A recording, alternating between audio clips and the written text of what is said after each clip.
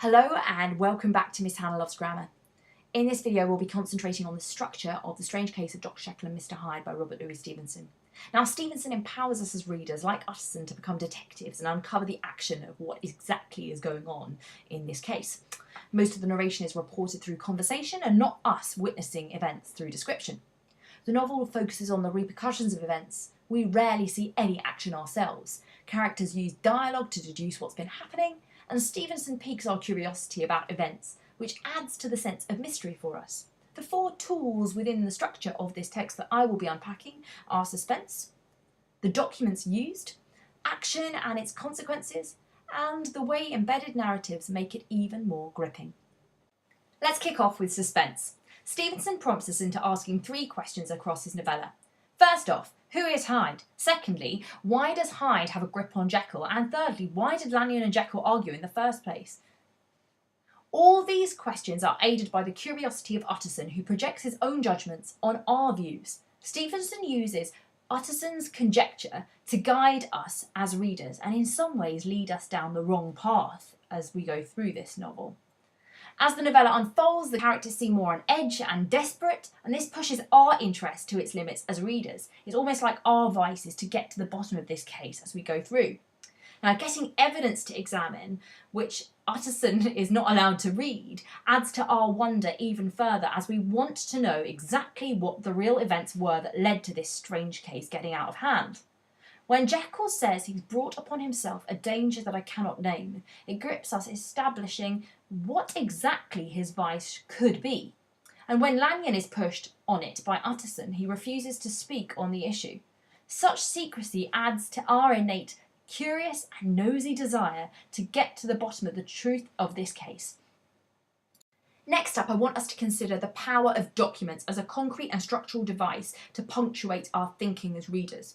This style of telling a series of events through a series of documents is called epistolary style, and it's interesting to note that Mary Shelley, the writer of Frankenstein, chooses to use the same device because each of these texts that are Gothic grounds their narrative with a false sense of realism that for us as readers we need to suspend our disbelief in the Gothic genre as a whole and really buy into the narrative. The letters build the idea of this text being a collation of fragments for us to piece together to establish the events as a whole. It builds this sense that we as readers have to critically examine the validity and reliability of the documents we're shown.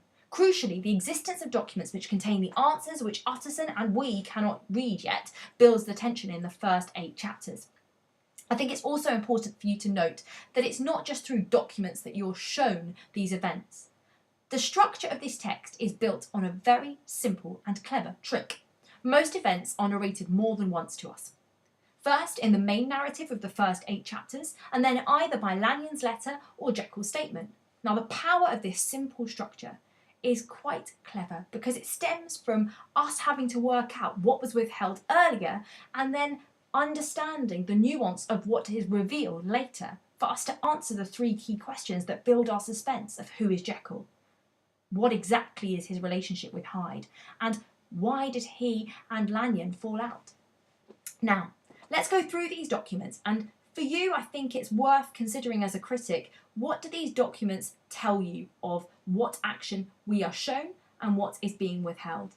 So first up, in chapter 1 we're shown Hyde's cheque. It's the first piece of evidence and it's suspected of being a forgery by Enfield, yet when he goes to claim the cheque was genuine.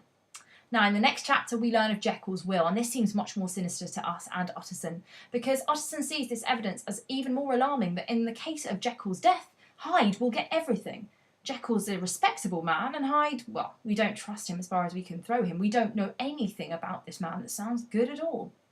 In chapter 4, on Sir Danvers Carew's dead body, we find a letter, and it's addressed to Utterson. That's utterly puzzling to us.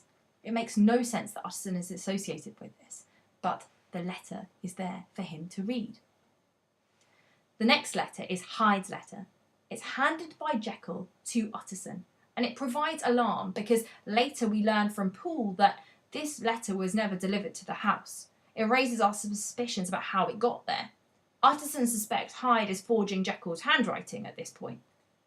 Some of us know better. The next letter is Lanyon's letter.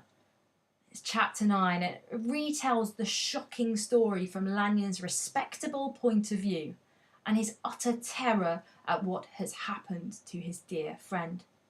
And finally, and harrowingly, chapter 10, Jekyll's statement. Here we get the backstory and it's unpacked in all of its tragic glory. And yet, all these documents, they offer facets of the character and nature of Jekyll.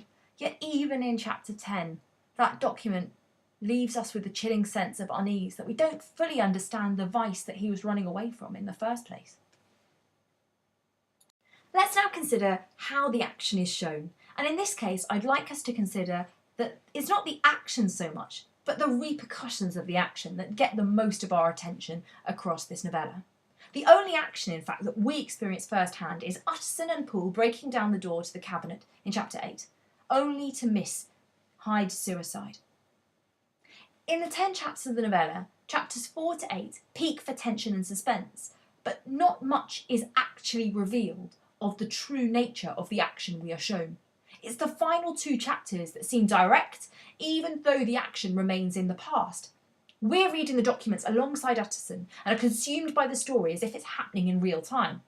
I think it's interesting that Louis Stevenson structurally ignores Utterson's reaction. We never learn it.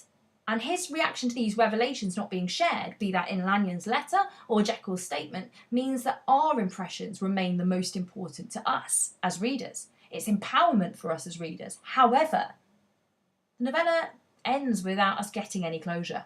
The true repercussions of Jekyll's tormented state of mind remain with us, and perhaps that's the power of this Gothic text, to haunt us with a structural feature that means that we're not at peace with exactly how this went down. Finally, we need to unpack the structural feature that is the embedded narrative, and that simply means the story within the story. Now, if we unpack the novella's title, The Strange Case of Dr. Jekyll and Mr. Hyde, there's an instant sharing of the wonder and mystique of a detective story. Through the adjective strange, we are aware that this is an odd case. But it's a case, so we expect, like any detective story, for it to have clues, accounts and perspectives, and that's where we get the bulk of our embedded narrative, from different people's views and versions of events. It's interesting that the novel begins with the story of the door, and it's an intriguing symbol, a door. It seems mysterious to us, though, by the end of this chapter. It pushes us to see our role as investigators, because a door is normally something that opens for us to learn something new, find something true. Actually, that's not the case with this story. It seems even more confusing to us as we get to the end of chapter 1. Now, by chapter 4, Carewe's murder is told from the viewpoint of a maid who's looking out of a window. Her view there is a secret one. The description of her as romantically given pushes us to question her account, as it's not clear how much exaggeration has played a part in her narrative, and how much we should trust her. And that's interesting, there's a definite progression and shift in tone as the narrative changes to reflect the contrasting facets of our main character, Dr. Jekyll, the man of respectability. It's interesting that when we look at Lanyon's description, it seems formal and respectable, much like the man that society feels they know, that is Dr. Jekyll. Whilst the maid seems emotive and impulsive and, dare I say it, unreliable. And in many ways, we can see a connection between this transition and Jekyll turning into Hyde.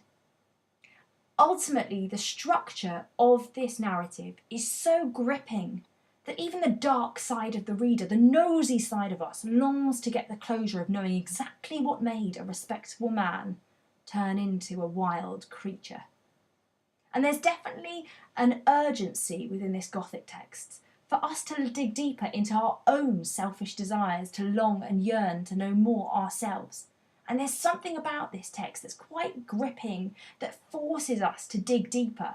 And it's not just suspense, it's not just the documents, it's not just embedded narrative, it's all about how much we long to know the darker side of human nature, and that thirst and quest doesn't just come from the structure, but it's definitely built in through the passion and suspense and tension and the way that the repercussions of action are built up as we go through this short novella.